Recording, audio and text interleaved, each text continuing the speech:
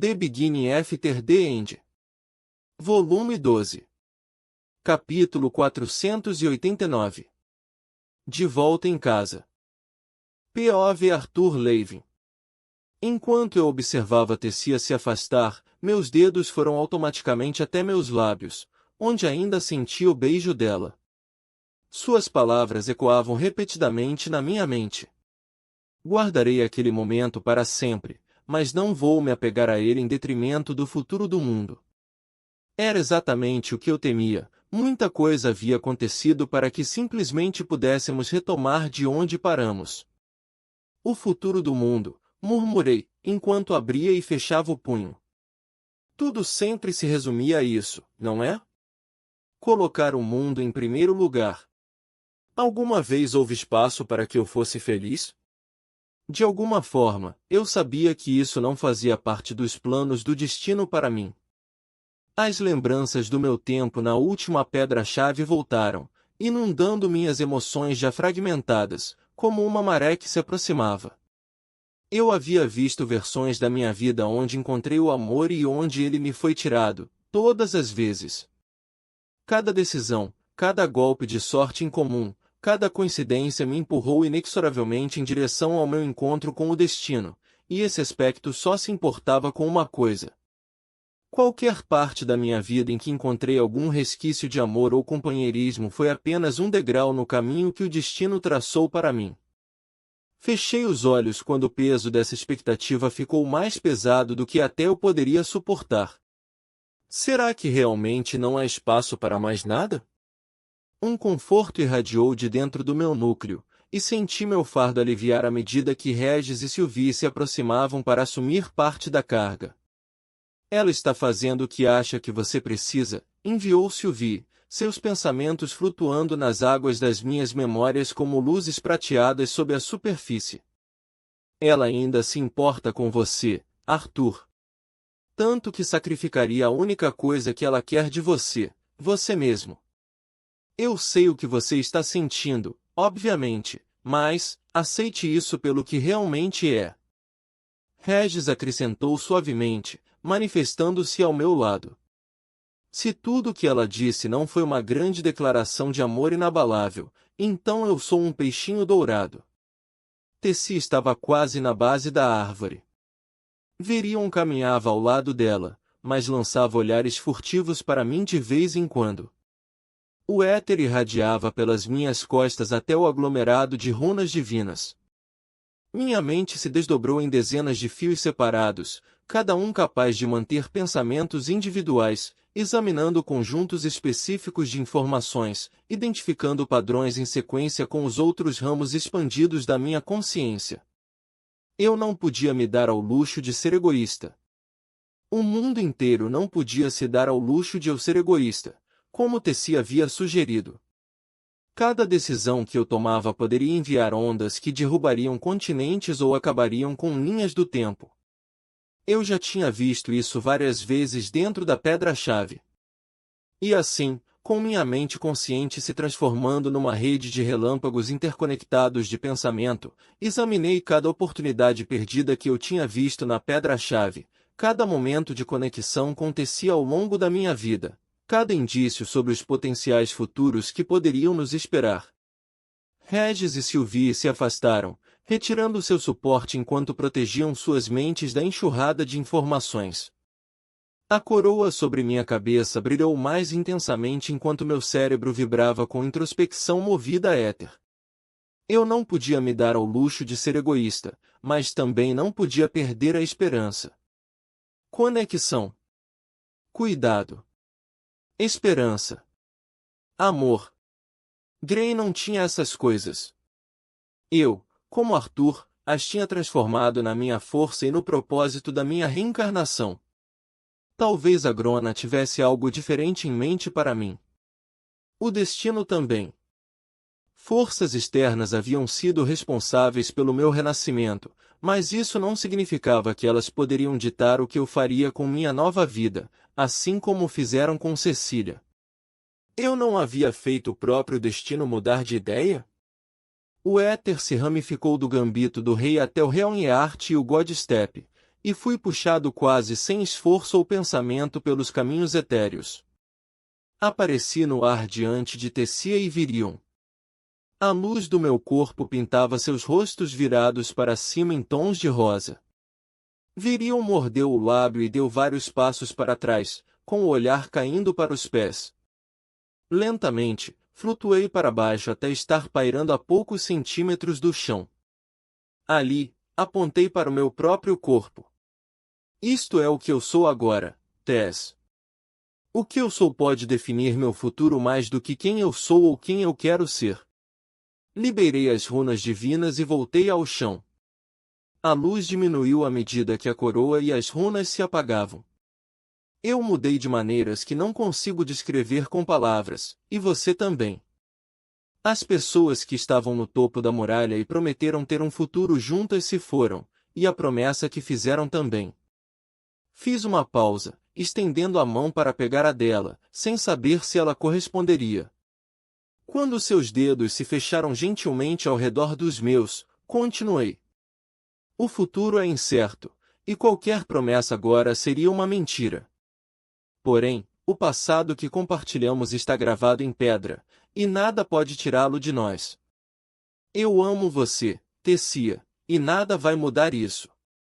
Não preciso de uma promessa para me apegar a isso. Tessia não chorou nem fraquejou. Ela não se jogou em meus braços implorando por amor. Seu aperto em minha mão se intensificou, e ela me puxou para perto dela, gentilmente, mas com firmeza. Nossos braços se entrelaçaram. Sua cabeça descansou contra o meu peito. Senti como nossa respiração e nossos batimentos cardíacos entraram em sincronia. A mana agitou-se em seu núcleo, e o éter no meu. As duas forças se empurravam e puxavam, assim como faziam na atmosfera. Você está mentindo. Ela disse suavemente contra o tecido da minha camisa. Pressionei meu sorriso trêmulo contra seu cabelo metálico.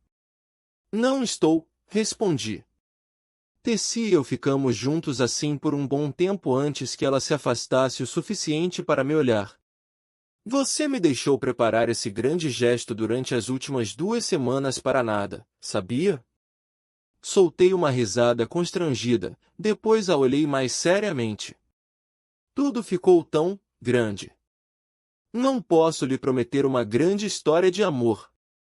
Não, talvez não, seu sorriso compreensivo cortou fundo em mim, mas se nossos sentimentos um pelo outro sobreviveram a tudo o que passamos, o que mais o destino pode nos jogar?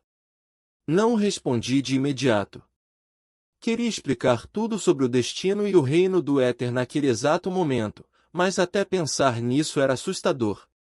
Sua expressão vacilou. Vamos encarar o que vier, disse ela. Teremos que aprender tudo um sobre o outro de novo.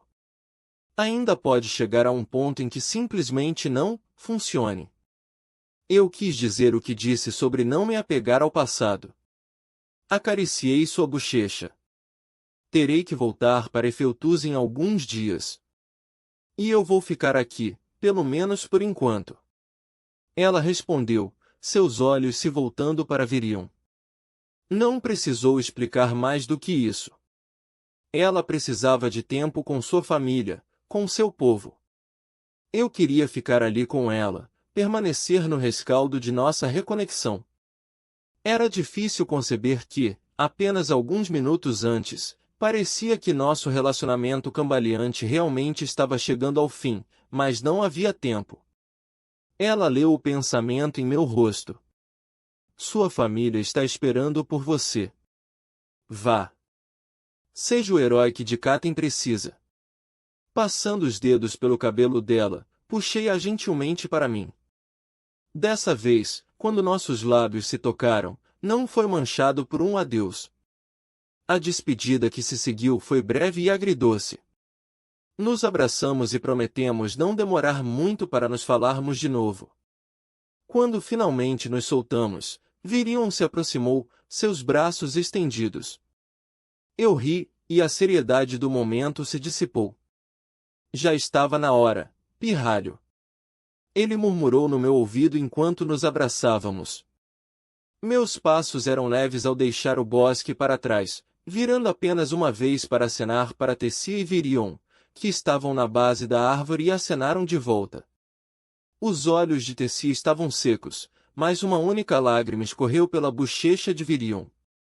Encontrei minha mãe, Eli, Bu, Regis e Sylvie me esperando logo à frente, brincando um pouco sobre a longa descida de escadas após uma estadia tão curta. Eli, com uma leve carranca no rosto, me olhou curiosa. "Está tudo bem?" perguntou. Suprimi um sorriso bobo enquanto as borboletas dessa renovação dançavam no meu estômago. Claro. Ela está em boas mãos. Vamos, temos várias pessoas com quem falar. Eu te disse, pensou Regis. Grande gesto. Belo toque com toda aquela coisa com as runas divinas e a forma de Archon. Foi a dose certa de drama. Sylvie deu-lhe um empurrão com o quadril. Não provoque. Isso foi um avanço emocional para ele. Embora, se me permite uma crítica construtiva, você poderia ter conjurado a armadura também, já que estava indo para o clichê do cavaleiro de armadura brilhante. Soltei uma risada surpresa, fazendo ele reclamar que estávamos conversando em nossas cabeças de novo. Enquanto descíamos de volta para Lodenhold, tentei direcionar meus pensamentos para tudo o que precisava ser feito enquanto estivesse em Dikaten. Era incrivelmente difícil tirar Tessia da minha mente, e depois de alguns minutos, admiti a derrota e canalizei uma pequena carga para o gambito do rei, dividindo minha consciência em vários ramos e me dando espaço para focar. Minha primeira prioridade, e a mais próxima, era levar as notícias de tudo o que havia acontecido aos senhores dos clãs anões. Encontramos Lodenhold fervilhando de atividade. Enviei um recado para um mensageiro dizendo que queria ver o conselho o mais rápido possível.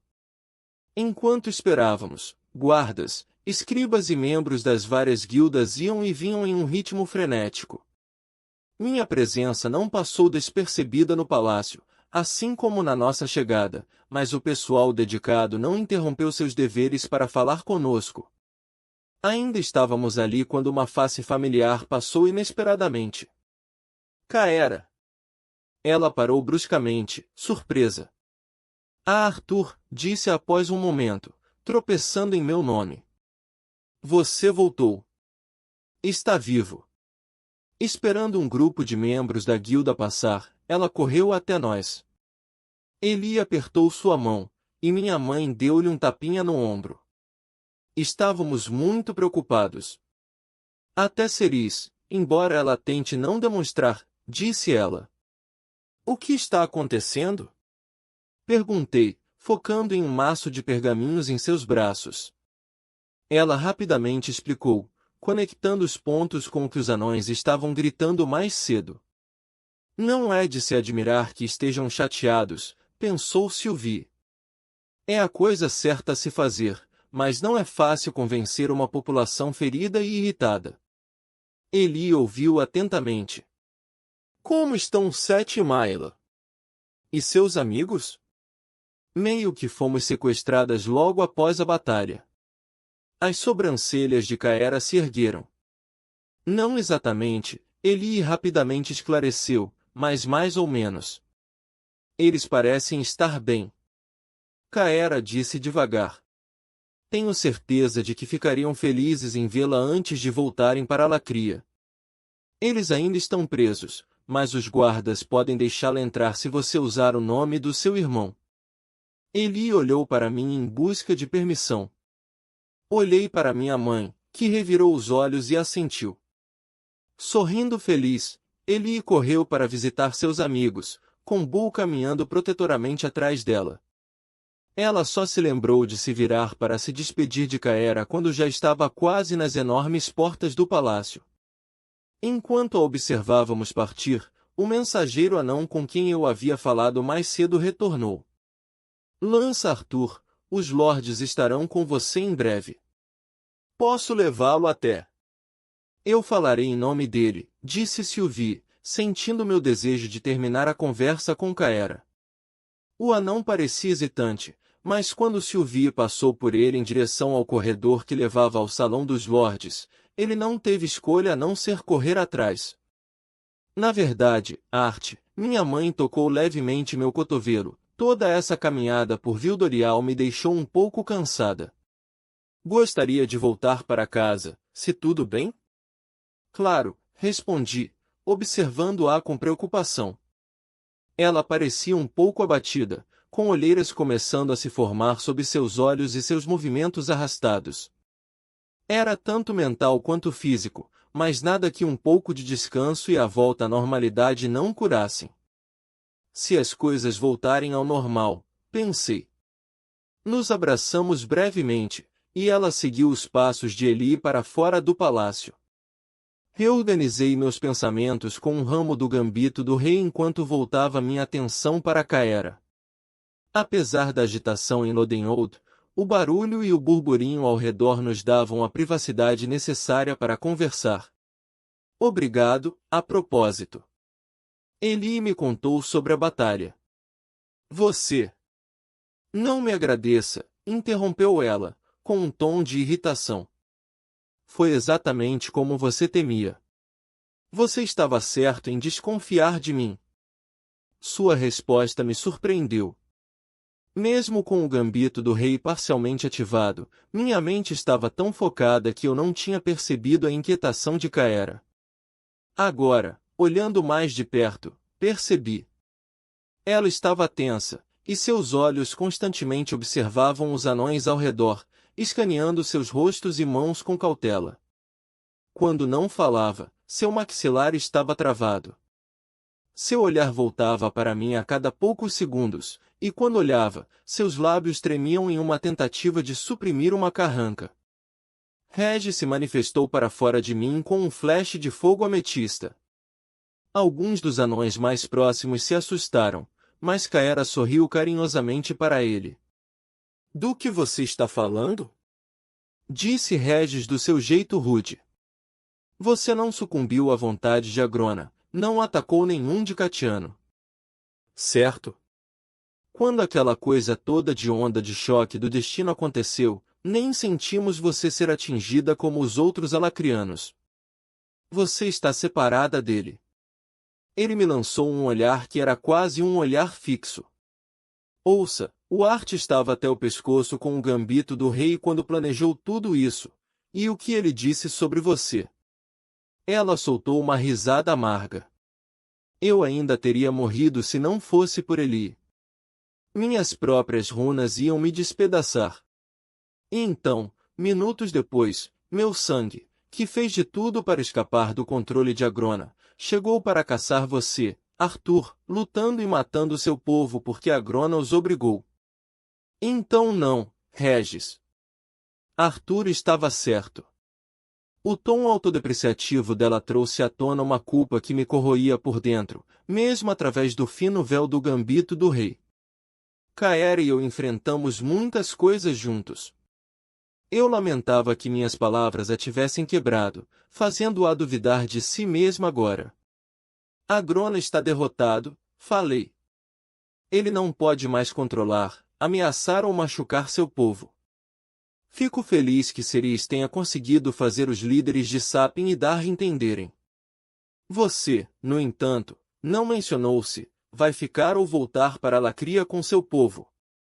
Ela me olhou profundamente nos olhos, mas eu não tinha certeza do que ela esperava encontrar. Após uma longa pausa, ela engoliu em seco e desviou o olhar. Meu sangue foi despedaçado. Meu irmão está morto. Corbett e Lenore estão, ela deu de ombros. Precisam de mim em Alacria. Entendo, respondi, ponderando cuidadosamente minhas palavras. Pude perceber que parte da agitação dela estava ligada diretamente a mim, mas não achava que fosse sobre as pistas falsas que havia deixado para os soldados de Agrona. Não, isso parecia mais pessoal, como se ela estivesse desistindo de algo. E Caera? Seus olhos voltaram aos meus. Havia um toque de esperança em sua expressão cautelosa. Sinto muito, falei.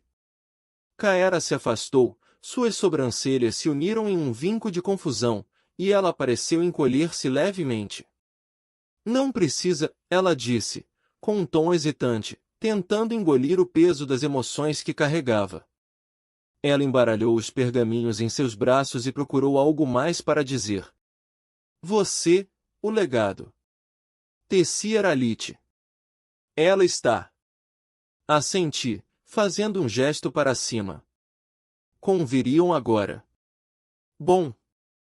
Apesar da resposta, seu corpo ficou subitamente tenso enquanto ela se endireitava. Isso é bom. Fico feliz por você, Arthur. De verdade. Seu olhar caiu sobre os pergaminhos que segurava. Desculpe, mas realmente preciso ir. Há muito o que fazer. Ela reorganizou os pergaminhos, liberando uma das mãos para dar um afago rápido em Regis. Então, pegando-me de surpresa, ela se inclinou para mim e me puxou para um abraço. Ficamos assim por um momento, perdidos no meio da multidão. Havia uma catarse naquele contato, mas não era minha. Parecia um adeus. Quando finalmente me soltou, ela ajeitou os pergaminhos, abriu a boca como se fosse dizer algo, deu um sorriso incerto e se afastou. O que foi isso? Pensou Regis, olhando para mim. O quê? Perguntei distraidamente, com a mente ainda turva. Só então percebi que tinha soltado involuntariamente o gambito do rei. Isso foi tipo 6 hipopótamos. Pisquei para ele, confuso. Hipo, o quê? Ele revirou seus olhos brilhantes, como se eu estivesse sendo absurdamente estúpido. Escuta, princesa. O abraço padrão é 3 hipopótamos, no máximo. 6 é quase escandaloso. Não respondi a Regis, apenas fiquei de pé e observei até que ela saísse do salão. Podem ter se passado apenas alguns segundos ou talvez vários minutos antes que eu voltasse a me mover, piscando para afastar os efeitos lentos da canalização do gambito do rei. Virei a cabeça, procurando pela fonte de uma assinatura de mana forte que havia chamado minha atenção o suficiente para me tirar do transe. Não reconheci os gritos de desespero até ver o enorme martelo vindo em direção ao meu rosto. Levantei os braços, bloqueando o golpe com os antebraços cruzados. A força me fez deslizar para trás pelo piso de azulejos brilhantes, meus calcanhares rasgando sulcos rasos no chão. Rangendo os dentes e cercado por chamas roxas furiosas, Regis se preparou para assaltar. Pare, ordenei a ele, encarando Mika. O que está acontecendo? Sylvie enviou de onde estava reunida com o Lord Silvershire, 2 de seus filhos e outros lords. Eu posso. Estou bem, respondi, não querendo distraí-la. A conversa dela era tão importante quanto a que eu estava prestes a ter. Mika estava flutuando no ar, de modo que nossos olhos estavam no mesmo nível. Ela estava bufando furiosamente, suas bochechas vermelhas como maçãs. Mentiroso! Gritou, brandindo o enorme martelo. Seus nós dos dedos estavam brancos de tanto apertar o cabo. Você sabe o que fez? Vara e quase morreu. Sua própria irmã quase morreu. Mika estava na muralha e viu centenas de aventureiros defenderem sua mentira com suas vidas. Ela avançou um pouco, levantando o martelo como se fosse atacar de novo, mas conteve-se. Nós éramos seus amigos, Arthur. Você poderia ter nos contado. Poderíamos ter ajudado. Então, por quê? Soltei um suspiro trêmulo, desanimado. Eu sabia que isso era uma possibilidade, mas... Não havia escolha, Mika. Agrona esteve à nossa frente o tempo todo, muito antes da guerra começar. Tudo se resume ao aspecto do destino. Tudo. Eu não sabia quanto tempo precisaria, ou como Agrona reagiria, mas sabia que precisava ter sucesso. E assim você criou planos secretos e convenceu as pessoas a não protegerem nada à custa de suas vidas. Preço pequeno a pagar quando você é o escolhido, carregando o peso de mundos nos ombros, não é? Seu olho bom brilhava de raiva. Talvez pergunte aos chifres gêmeos o que eles acham disso. Uma preocupação amarga se instalou em meu estômago. O salão estava agora em silêncio e imóvel. Os muitos anões que passavam por ali haviam congelado no lugar, assistindo atentamente, com uma coletânea de emoções, desde terror até uma empolgação sedenta por sangue, estampadas em seus rostos. Aqueles que lutaram contra a Grona, que morreram lutando, o fizeram para proteger seus lares e famílias, e conseguiram. Apesar do medo pelos chifres gêmeos, mantive minha voz firme, assim como minha expressão. Meu olhar varreu os observadores, fazendo contato visual com muitos deles. Não diminuam o sacrifício deles sugerindo que foi em vão. Mika soltou um longo suspiro, parecendo murchar. O martelo em suas mãos desfez-se em areia, que por sua vez escoou pelas rachaduras no chão que eu havia feito. Eu esperava mais de você, Arthur. Ela se levantou do chão e, sem me olhar, voou para fora do palácio, deixando um vento forte em seu rastro. Abri a boca para chamá-la de volta, mas pensei melhor. Em vez disso, considerei rapidamente todas as pessoas com quem trabalhei na preparação para a quarta pedra-chave e quem poderia saber mais sobre o que aconteceu fora de Vildorial durante o ataque de Agrona. Se Mika sabia de algo mais, provavelmente seu pai ou os outros lordes anões também sabiam, mas eu não queria interromper a reunião de Sylvie, que estava bem encaminhada. Ao invés disso, chamei Regis de volta ao meu núcleo e saí voando de Lodenhold atrás de Mika. Em vez de seguir pela estrada principal, fui direto pela borda, voando em direção ao Instituto Ertorno. Os anões gritaram alarmes quando sobrevoei o muro e fui direto para as portas abertas, mas não esperei para que me identificassem. Fui direto para os aposentos simples onde minha mãe e minha irmã haviam sido autorizadas a morar. A porta da frente estava fechada, mas não trancada, e eu entrei. Minha mãe estava sentada no sofá, segurando uma carta frouxamente em suas mãos. Lágrimas rolavam livremente por seu rosto pálido.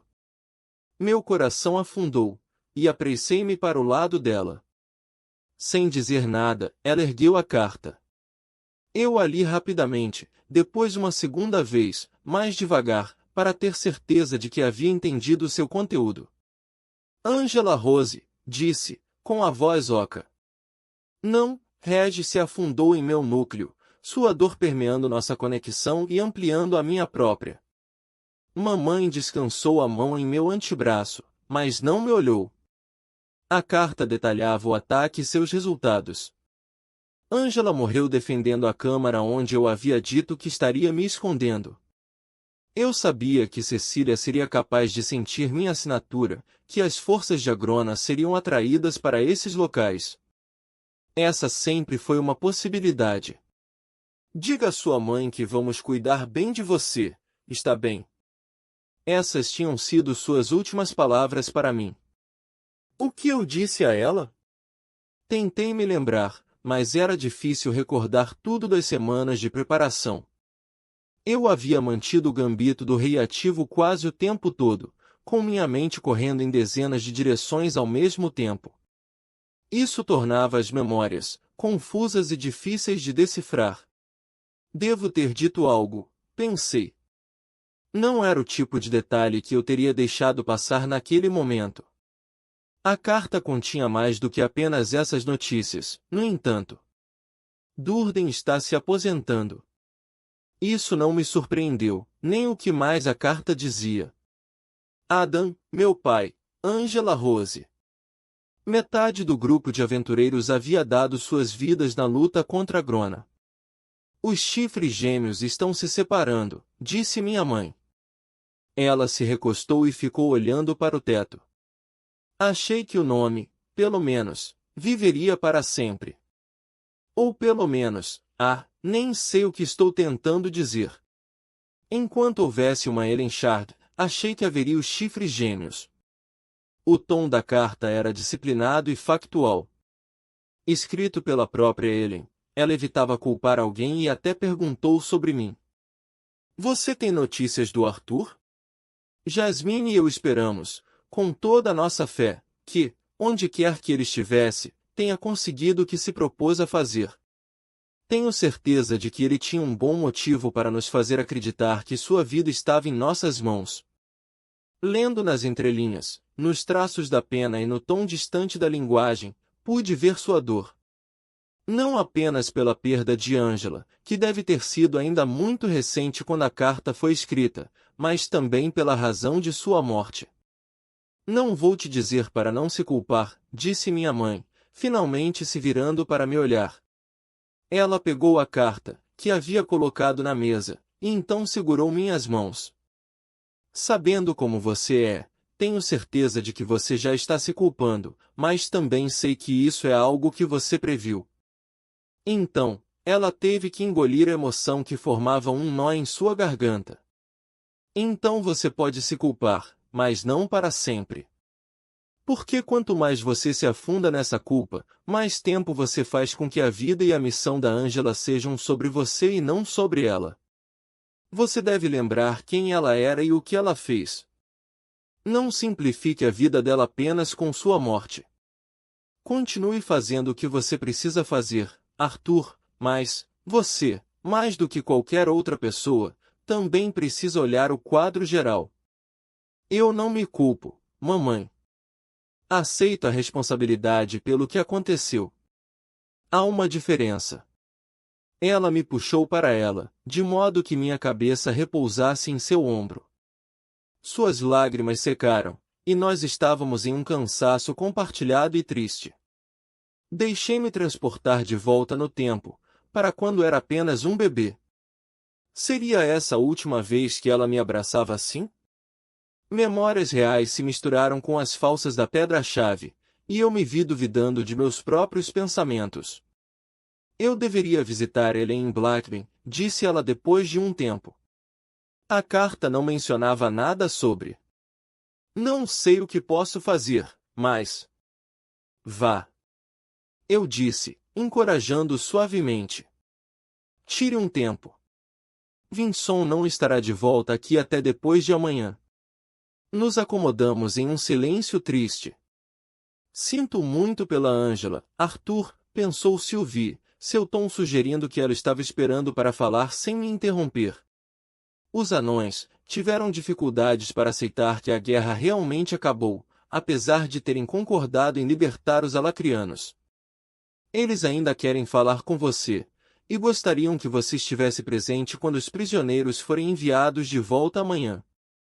Amanhã? Pensei, lembrando a agitação em Lodenwold.